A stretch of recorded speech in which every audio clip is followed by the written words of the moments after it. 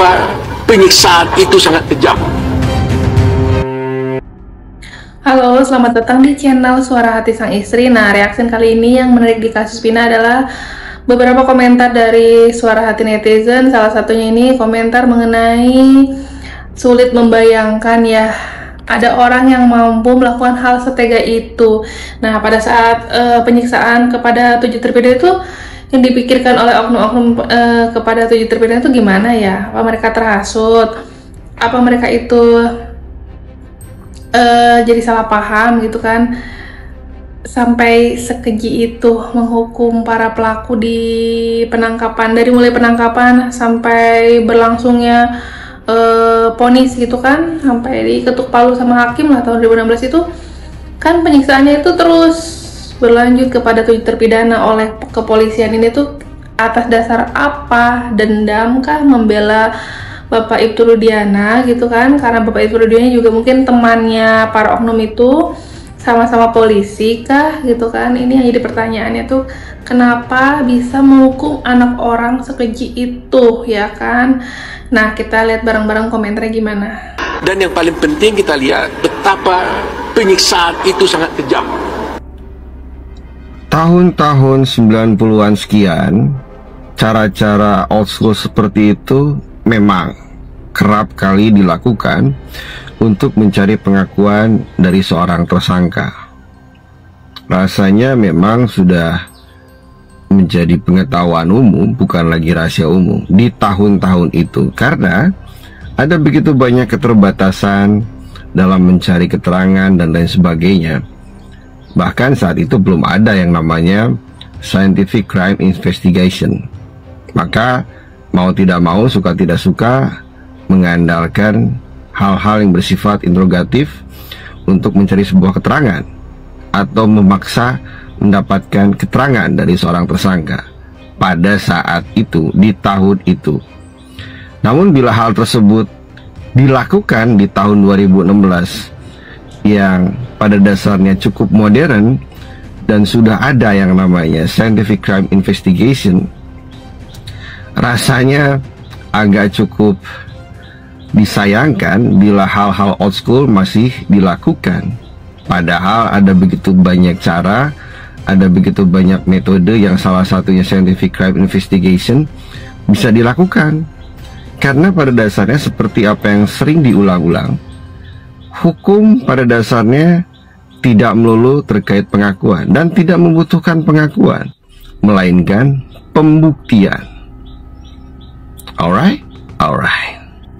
Maka bisa kita bayangkan bagaimana kondisi mental dan psikis mereka, bagaimana kondisi fisik mereka di saat mereka menerima begitu banyak hal intimidasi, begitu banyak tindakan kekerasan dan penganiayaan terhadap mereka. Padahal salah satu di antara terpidana atau tersangka pada saat itu masih anak-anak, sisanya masih remaja. Maka bisa dibayangkan, dapat kita bayangkan bagaimana tindakan mengerikan tersebut diterima oleh para tersangka pada saat itu. Pastilah sangat mengerikan, karena kita melihat gambaran kasar saja, meskipun secara tidak langsung, bahkan mendengarnya saja, kita bisa membayangkan betapa mengerikannya kondisi pada saat itu. Rasanya manusia normal tidak mungkin setega itu melakukan itu terhadap anak-anak dan remaja. Namun pihak-pihak terkait atau dapat dikatakan oknum mampu melakukan itu terhadap anak-anak dan remaja. Sungguh di luar batas normal rasanya. Iya, jadi ini yang normal tuh siapa ya? Harusnya kita percaya dengan kepolisian atau mungkin siapa yang mewakili hukum di negeri ini ya.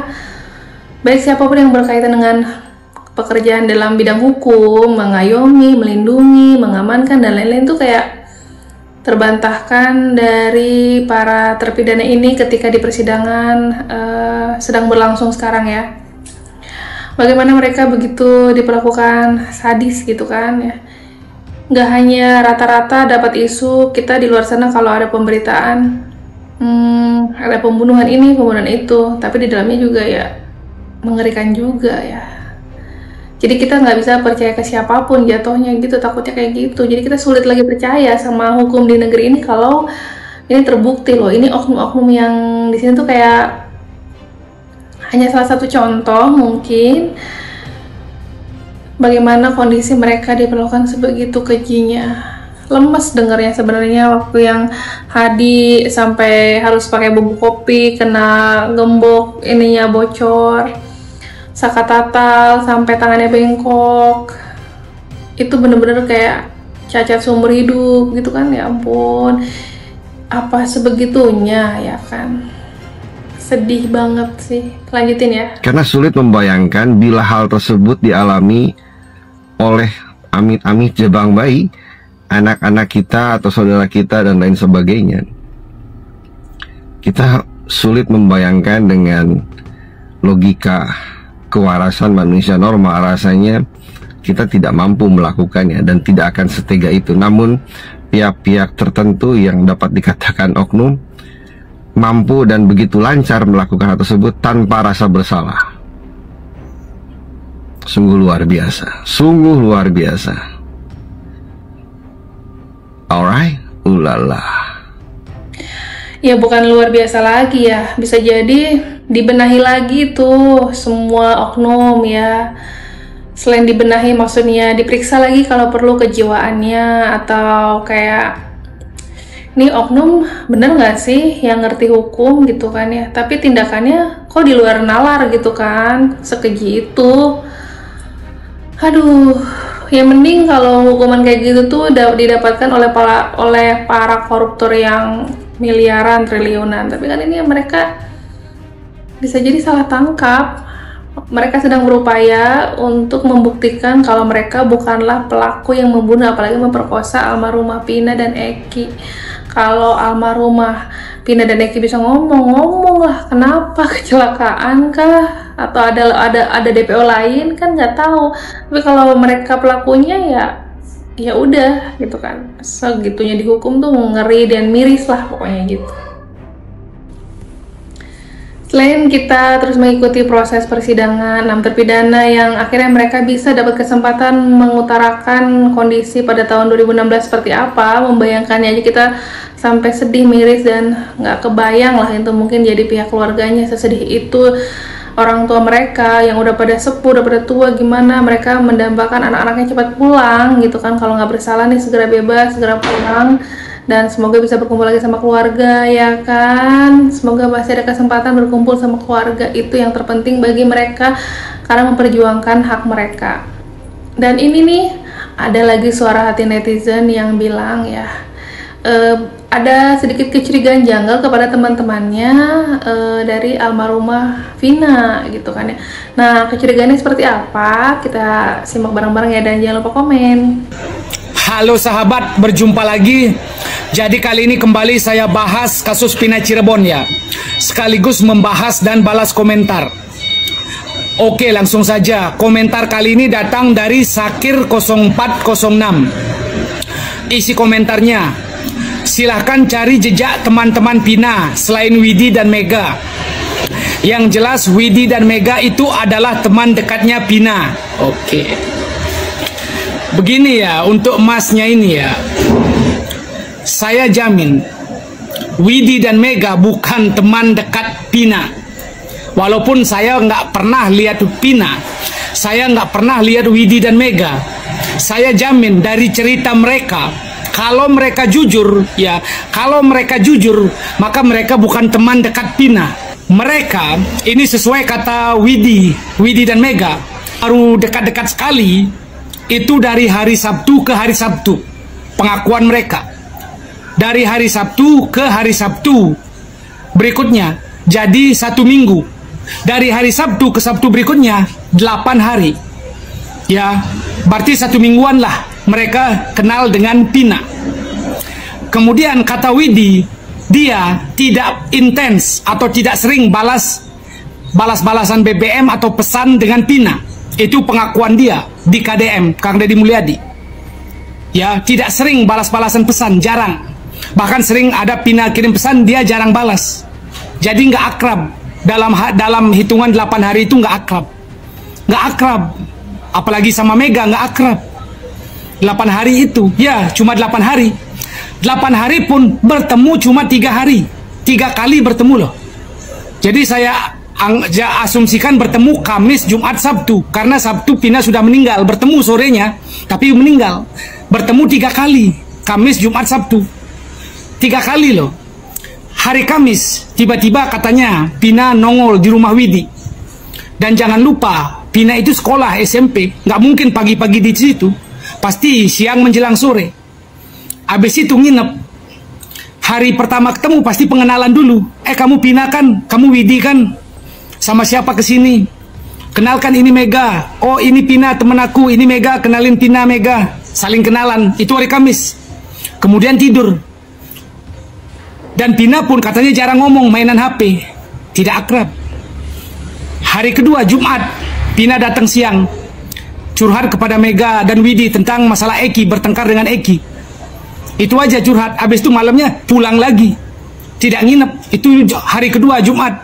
Sabtu katanya disuruh menjemput. Ya, jam setengah satuan disuruh menjemput ke rumah Pina. Kemudian dijemput di rumah Pina. Ya, kemudian datang ke rumah Widi, pinjam baju, pergi dan meninggal. Jadi bisa dibilang mereka ketemu 2,5 hari. Nggak akrab. SMS, BBM nggak akrab. Ya, gimana bisa jadi teman dekat? Coba pakai logika. 2,5 hari nggak bisa jadi teman dekat. Gimana bisa jadi teman dekat? Tapi si Widi bercerita, mandi bertiga sudah, boncengan 3, udah punya nama panggilan. Mohon maaf, saya nggak percaya kalau teman dekat cuma 2,5 hari. Ya, dan satu hal lagi, pada hari Sabtu itu Mega dan Widi bilang Pina bertengkar dengan Eki. Siangnya bersama dengan mereka, dijemput oleh mereka, diantar ke rumah Widi. Namun kesaksian Oki, Pina dan Eki baik-baik saja. Mereka boncengan, berhenti beli minuman, dibayarin Pina. Dan Eki tambal ban 2 bocor di tempat bengkel Oki. Nggak mungkin ada 2 versi. Kalau saya lebih percaya Oki. Ya, 2,5 hari nggak bisa teman dekat begitu langsung dekat ya. Kalau 2 bulan saya percaya. Baru kenal dekat tapi ngomong di sidang jarang mandi. Gininya apa? Celana dalamnya penuh darah, saya cuci pakai kaki, kata Mega. Meninggal saya syahdatin. Ya, kalau kalian pakai jernih berpikir pelan-pelan, bukan teman dekat, bukan. Ya, kecuali mereka pura-pura kenal baru gitu loh, beda cerita. Itu aja, terima kasih. Perihal teman dekat atau tidak, tapi Vina dan Widi dan Mega ini tuh kan bisa jadikan bukti atau saksi terkuat ya. Waktu kemarin di sidangnya Saka Total juga kan, gitu kan. Dan apalagi kan ini Widi itu yang mau menerima Pina nginep di rumah Widi waktu itu kan. Sementara kan orang tuanya Widi merantau, tapi gimana ya? Ya ini tuh kayak orang ini tuh arahnya tidak bermaksud membuat ricuh, tapi lebih menganalisa lagi lebih jauh, lebih dalam gitu. Apakah Pina dan Widi itu berteman dekat? Apakah dari sisi buktinya Widi dan Mega ini sudah cukup kuat ya kan, nanti jadi salah satu bukti yang ekstraksi isi handphone itu benar sih sebenarnya itu, terlepas dekat atau tidaknya pertemanan mereka ya kan. Intinya kan ini kalau 7 terpidana ini bukan pelakunya ya kan, bukan yang membunuh atau memperkosa, ya pasti dapat hak untuk segera bebas. Tapi kebebasan mereka itu harus melewati proses hukum persidangan PK yang nanti akan dikabulkan oleh MA, dan ini sedang diupayakan oleh Pradi ya kan. Itu sih agak-agak sedikit runyam di sini tuh, kayak apa orang itu mendukung siapa ya, mendukung yang bersalah atau yang benar, atau gimana caranya ini menegakkan keadilan gitu. Kalau masih ada suara hati netizen yang mungkin agak meragukan dari para saksi yang sebelumnya gitu. Apalagi nanti kan ada lagi bukti baru dari handphone salah satu saksi yang memoto Eki ya, Eki.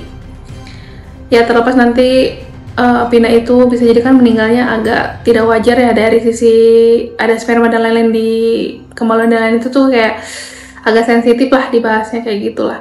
Tapi apapun itu, kalau memang 7 terpidana ini bukan pelakunya, ya pasti dapat hak segera dibebaskan. Itu aja, kurang lebihnya mohon maaf ya. Terima kasih udah nonton. Update terus di channel Suara Hati Sang Istri, dan bye.